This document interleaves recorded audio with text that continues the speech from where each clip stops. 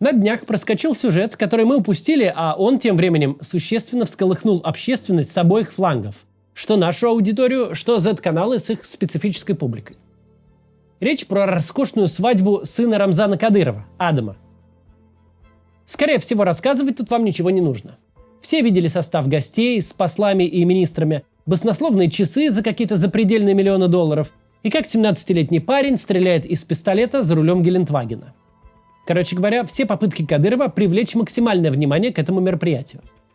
Возникает закономерный вопрос. К чему вообще такие перформансы? Да, свадьбы в ближнем кругу руководства Чеченской Республики всегда выглядели как фестиваль роскоши, переходящий в помешательство.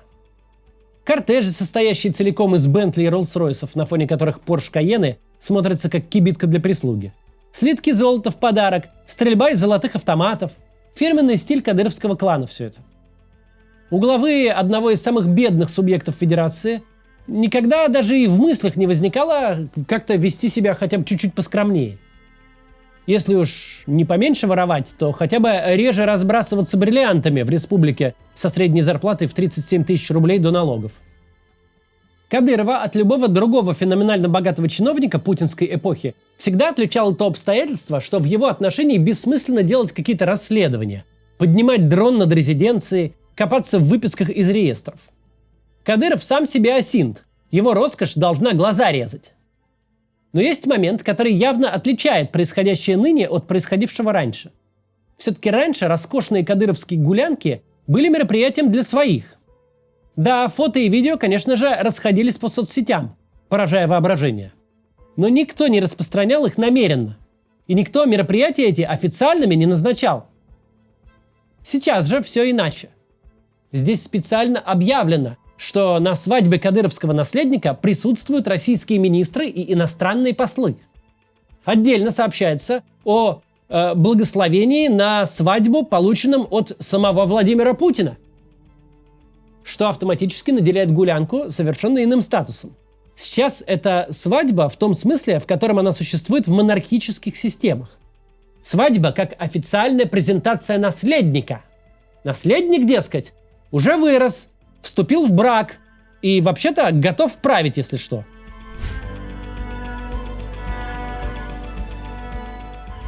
Мы, рожденные в совершенно другой логике, просто не до конца осознаем, насколько большое значение имеют мероприятия традиционно монархической формы правления. Коронация, свадьба, рождение наследника – это не просто красивые вечеринки. Мы привыкли, что кто-то занимает какую-то должность по закону, потому что у него на то есть бумажка. В более архаичных формах правления все устроено иначе. Кто-то кем-то является по крови, по родству. Соответственно, все мероприятия, которые касаются семейных уз, должны быть максимально публичны. У монарха не может быть личной жизни. У него не может быть тайного наследника. Он должен максимально громко и публично демонстрировать. Вот это мой наследник. Он имеет право на власть, потому что он моя кровь, и я его таковым признаю. А вот рядом законная моего наследника жена. Их потомство будет легитимным продолжением рода. Происходит такая демонстрация затем, чтобы в момент, когда текущий правитель умрет, не могло случиться никаких эксцессов. Чтобы не мог из ниоткуда нарисоваться какой-то чувак и заявить: «Азм есмь царь, сын предыдущего царя». Если сын предыдущего царя не вырос у всех на глазах, то тут же начинаются вопросы о законности его притязаний на престол.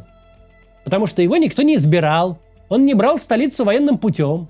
Единственная причина, почему наследника нужно посадить на трон, а не на кол – его право крови, которое до эпохи ДНК-экспертиз может быть основано только на публичности, на том, что каждое событие в жизни наследника освещалось максимально помпезным образом.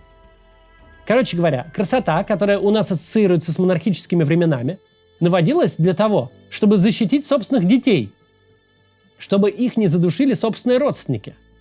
Претендующих на власть кланов всегда много, и тут нельзя допустить и тени сомнения, а настоящий ли принц. Ведь такое сомнение гарантированно ведет как минимум к резне, а то и к полноценной гражданской войне. Казалось бы, почему бы монарху просто не написать указ? Вот мой сын, слушайтесь его. А вы посмотрите «Игру престолов». Там это хорошо показано, и ровно так оно и работает в жизни. Указ за подписью короля имеет силу только до тех пор, пока король жив и может свой указ инфорсить. А когда король скончался, то у наследника остается бумажка, а у его оппонентов вооруженная гвардия. И ровно как в случае с Недом Старком, вооруженная гвардия оказывается сильнее.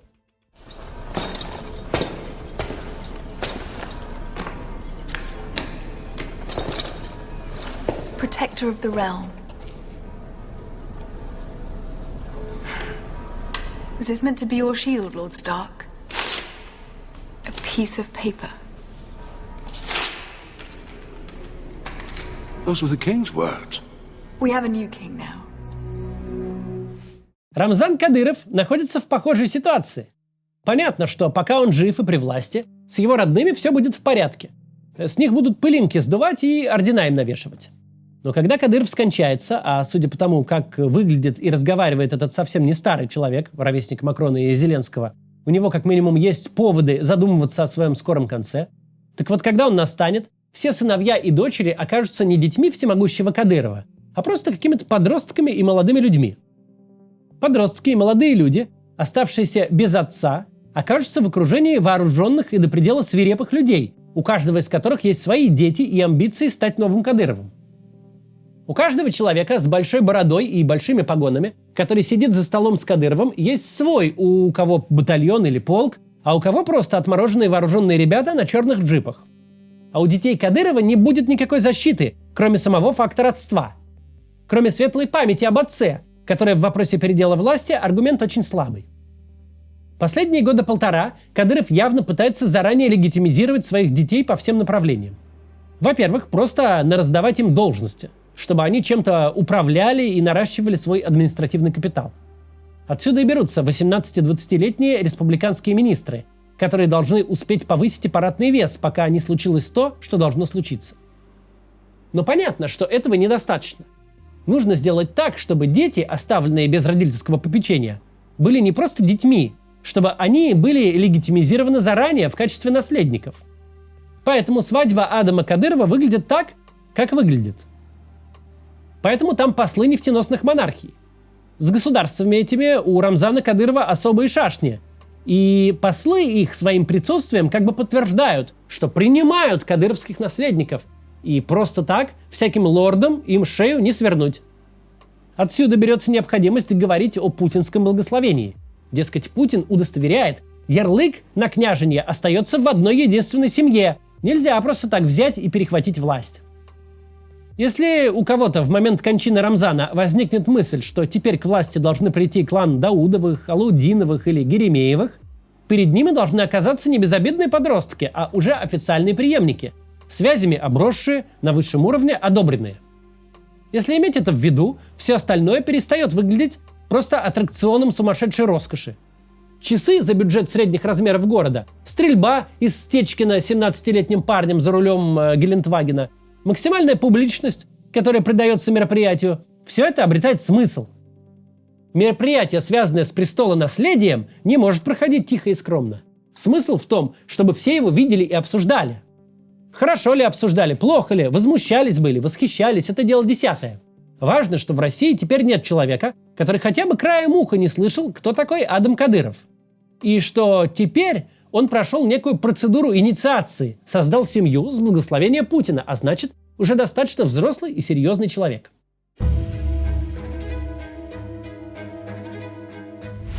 Наблюдать за этим действительно интересно. Ведь нет, конечно, ничего удобнее, чем править по беспределу.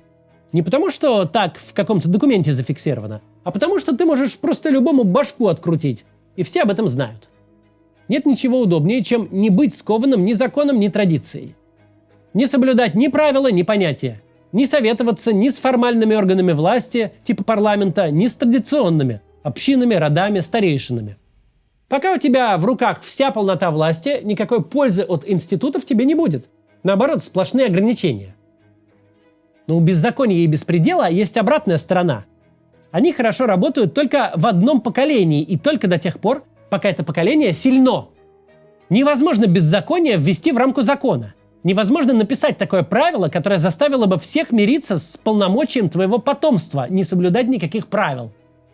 Невозможно сделать так, чтобы отморозки, которыми ты себя окружил, с какого-то фига считали, что пацан, который едва ли понимает, что вообще тут происходит, Твоя реинкарнация, что они должны ему почему-то подчиняться. Тебе отморозки подчинялись, потому что боялись тебя, потому что у тебя верховная крыша в Москве сидит, потому что ты для Путина лично важен, и он не готов смириться с твоей заменой на кого-то другого. Потому что грохнуть тебя просто так не получится. А с чего они должны бояться юношу, выращенного в тепличных условиях? Или всех остальных твоих детей, включая дочерей? Потому что ты им всем должности нарисовал? Или из уважения к их законному статусу? Законный статус, полученный в обход законов, ни для кого не будет аргументом. Никого не остановит табличка «министр» на кабинете 18-летней девушки. В такой ситуации остается только два выхода. О первом мы знаем только по слухам – это эвакуация. Переговоры о возможном убежище с нефтяными монархиями Ближнего Востока. Второй же выход мы наблюдаем прямо сейчас. Попытка сделать наследников своей заменой заранее. Что невозможно сделать по закону, а значит, в ход идут ритуалы. Ритуалы разные, но с общим смыслом. Внешние силы должны признать легитимность наследников. В эту логику укладывается не только нынешняя яркая свадьба, но и недавний тур Адама Кадырова по национальным республикам, в каждой из которых он получил по ордену. Смысл тут в признании. Теперь, мол, соседние руководители считают Кадырова-младшего наследником. Путин благословил его свадьбу, тоже подтвердил преемственность. Послы и министры были в гостях. Он второй Кадыров, а вы все, пусть у вас есть и оружие, вы никто. И с вашим правом властвовать никто не соглашался. Теперь права клана Кадыровых на чеченский престол всем известны и публично закреплены. Нельзя, мол, просто так взять и отобрать их силой. Даже если глава семьи больше не сможет защитить детей. Ведь дети уже легитимны. И эту легитимность у них не отобрать. Наивны ли такие представления? Безусловно. Считать, что рукопожатие с Путиным, награды, свадебные ритуалы, весь этот первобытный шаманизм будет иметь хоть какое-то значение для людей, которые ни в Бога, ни в черта не верят, это верх наивности. Особенно в таком циничном деле, как дележка власти. Сколько людей, пожимавших руку Путину, занимавших официальные должности, отправились в тюрьму или вообще в могилу самым трагическим образом? Не перечесть. Вон на днях очередной застрелился и даже официального соболезнования не получил, будто ничего и не было. Просто сразу зама назначили на его должность и все. Но у Кадырова другого выбора нет. Персоналистская диктатура, которая опирается исключительно на насилие, принципиально не передается по наследству. Власть, основанную на насилии, просто возьмет тот, кто в ее переделе победит. И победившему будет абсолютно наплевать, кто чей сын, брат и сват. Потому что у победившего будут свои дети, братья и сваты, которых нужно будет рассадить на освободившиеся должности. Когда ты разрушил закон, то остается уповать только на ритуалы. Ритуалы весьма первобытные, которые требуют религиозной веры, а оттого на современных людей не особенно действуют. Но когда нет ничего лучше, цепляешься за такое. Было бы хорошо, если бы дети твои были в безопасности из-за закона, где написано: людей убивать и имущество у них отбирать нельзя. Но вся твоя власть построена на том, что эти два правила не соблюдались. На том, что ты убивал и грабил. Жить так было удобно, но передать такую власть по наследству нельзя.